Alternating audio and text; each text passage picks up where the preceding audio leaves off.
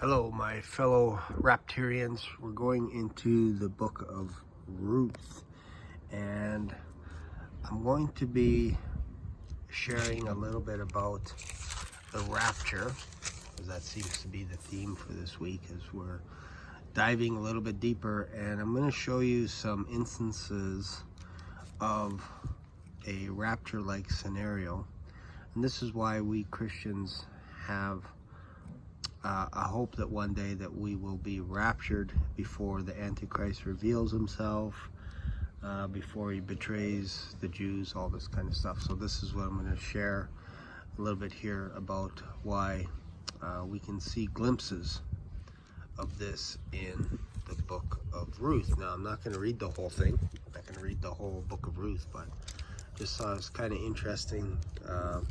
This is basically Elimelech.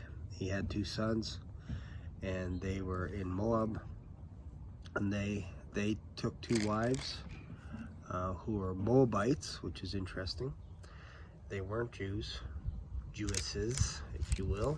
They were not religious in regards to the Jewish customs or anything like that. They did not worship God as we know it.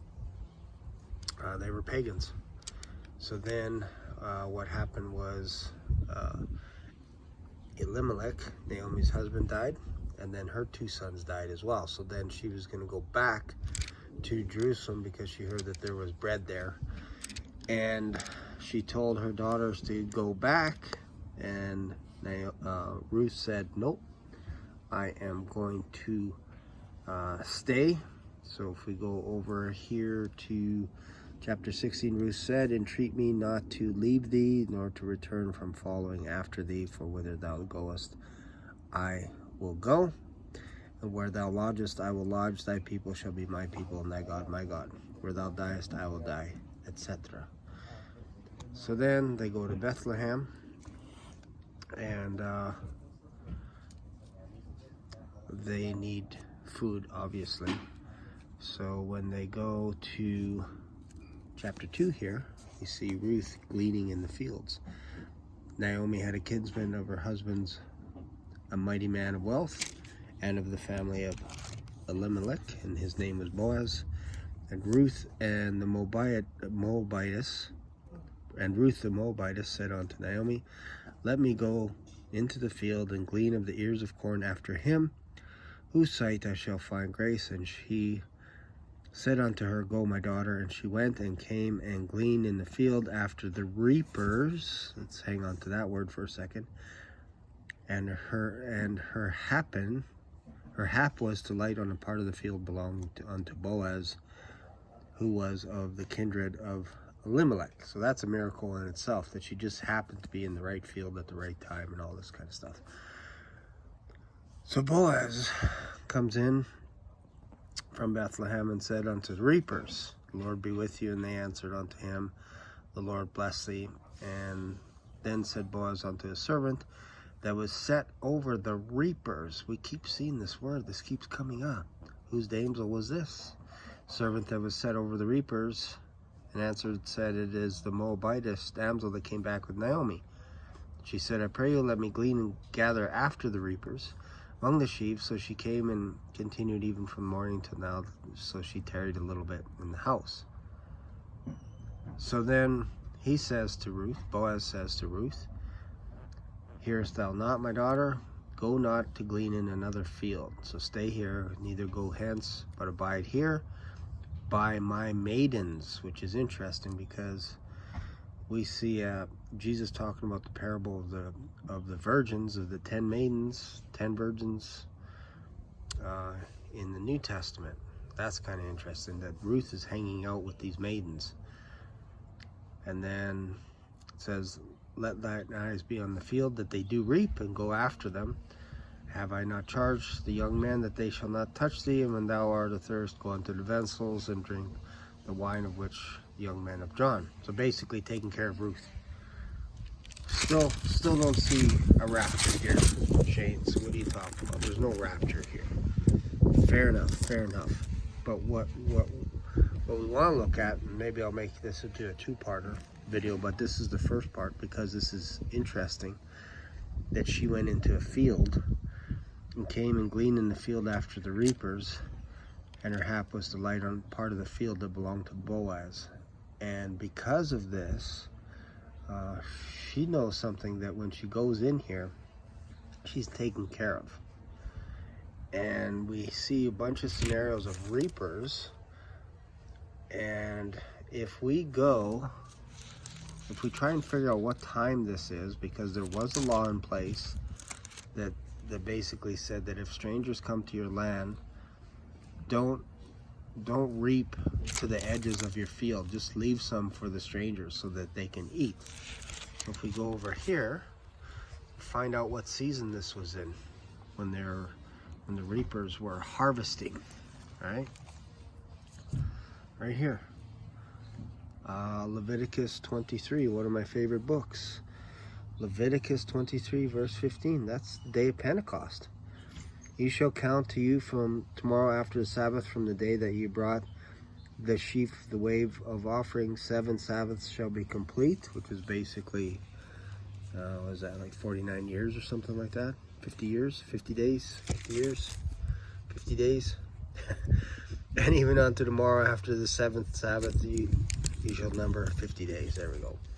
And ye shall offer a new meat offering. Ye shall bring out your habitants 2 waves of 2 tenths. The flour, they shall be baked with leaves. They are the first fruits, which I've been talking about in other videos. We are Christ, the first fruits. We are, because we're Christians, we are the first ones to get raptured. We're part of the first resurrection. And ye shall offer, and I'm including people that die in the name of the Lord, Christians that have died for the past couple of thousand years, plus those of us that are left until the Lord comes back. Lord returns, not the judgment, not when the Lord is coming back to judge, but when he's coming to get us, because we are the first fruits. Shall offer bread, 7 lambs without blemish. Let's go down. Meat offering, drink offering, sweet Avery. Right, where are we here? Let's go down. Ye shall proclaim on the self same day, that it may be a holy convocation unto you, and you shall do no servile work therein. You're not going to be working in heaven. Shall be established forever in all your dwellings. And when ye reap the harvest of your land, thou shalt not make clean riddance. Like, don't reap to the edges of the corners of thy field when thou reapest. Neither shalt thou gather any gleaning of thy harvest. Thou shalt leave them unto the poor and to the stranger. I am the Lord your God. So we get a snapshot of this in Ruth. This is what Ruth is doing. And it just happens to be on the day of Pentecost that she is doing this. Coincidence?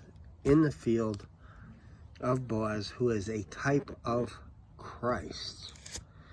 So now let's go back over to Ruth real quick, and I'll try and wrap this up before I run out of room. But hopefully you're seeing some parallels here. So let's go over here to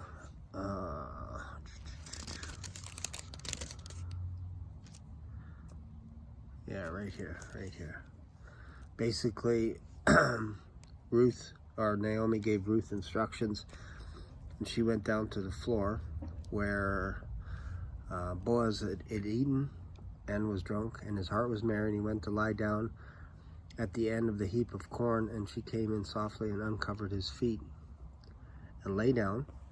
And it came to pass at midnight, which is interesting. I didn't mention that she had to hang out with maidens. Maybe I did mention, I think I did just mention it, maidens. But at midnight, the man was afraid and turned himself, and behold, a woman lay at his feet. He said, Who art thou? She said, I am Ruth, thine handmaid. Spread over thy skirt over thine handmaid, for thou art a near kinsman. He said, Blessed be thou of the Lord, my daughter, for thou showest more kindness in the end than at the beginning. Interesting. Insomuch that thou followest not young men, whether poor or rich, not following any other way, basically following after Boaz, which is a type of Christ. Now, my daughter, fear not, I will do all that thou requirest. And I'm going to go to the city. I'm going to try and redeem you, but you have a closer redeemer. The person didn't want to redeem Naomi, or didn't want to redeem Ruth. Right here it said,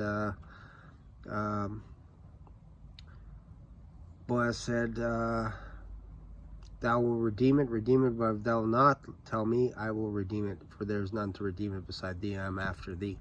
And he said, I will redeem it. Then Boaz said, oh, wait, by the way, if you're going to redeem it, you also get Ruth, the Moabitess. And then he said, I cannot redeem it for myself, lest I mar my own inheritance. Redeem thou the right to myself. I cannot redeem it.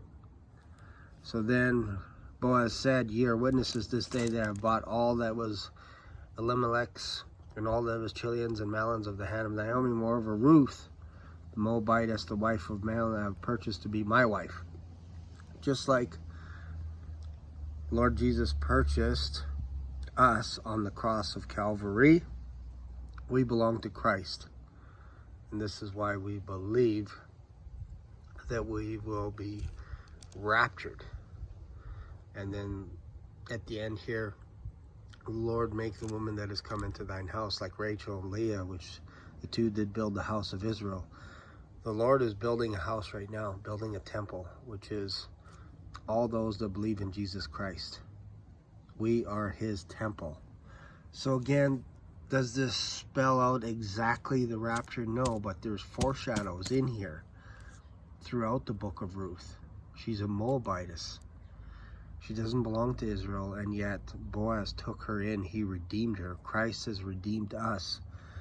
So I hope that makes sense. I hope you get a little bit more of a snapshot as to why we believe in a rapture. And if this makes sense to you, be sure to leave a comment, and don't forget to subscribe as well. And I'll see you in another video. Bye for now.